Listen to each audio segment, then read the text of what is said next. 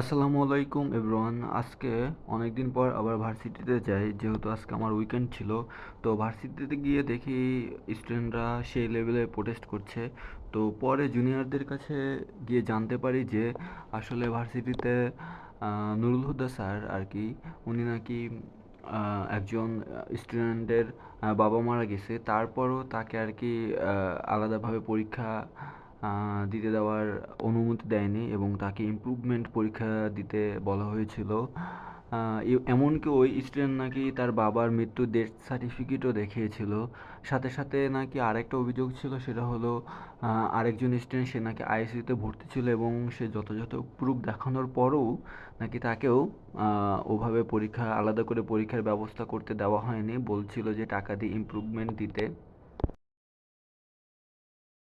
সাথে সাথে এটাও জানতে পারলাম যে তারা আসলে ভিসিরও পদত্যাগ চাচ্ছে, কারণ জুলাই আন্দোলনের পর নাকি স্টুডেন্টরা কিছু দাবি দাওয়া ভিসি স্যারের কাছে পেশ করে।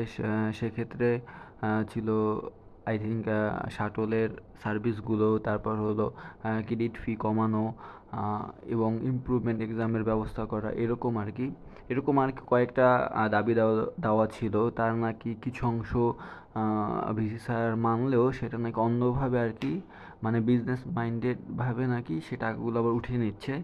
তো সেই হিসেবে আর কি ভিসি স্যারেরও পদত্যাগ চাচ্ছে, কারণ Nurul Huda sir department head হিসাবে নাকি অনৈতিক কাজ করছে। এটা নাকি ভিসি স্যারের মদতেই করছে, এমনটা দাবি আর কি তাদের। তো দেখে আসলে মনে হচ্ছে যে এটা আসলে আর প্রাইভেট ভার্সিটি নয়, পাবলিক ভার্সিটি হয়ে গেছে, যেখানে আন্দোলন দাবি দাওয়া তুলে ধরছে। যাই হোক, দেখি কি হয়। আই থিঙ্ক ভালো কিছুই হবে। যেটাই হোক, ভালো কিছু হোক, স্টুডেন্টের জন্য ভালো কিছু হোক, ভার্সিটির জন্য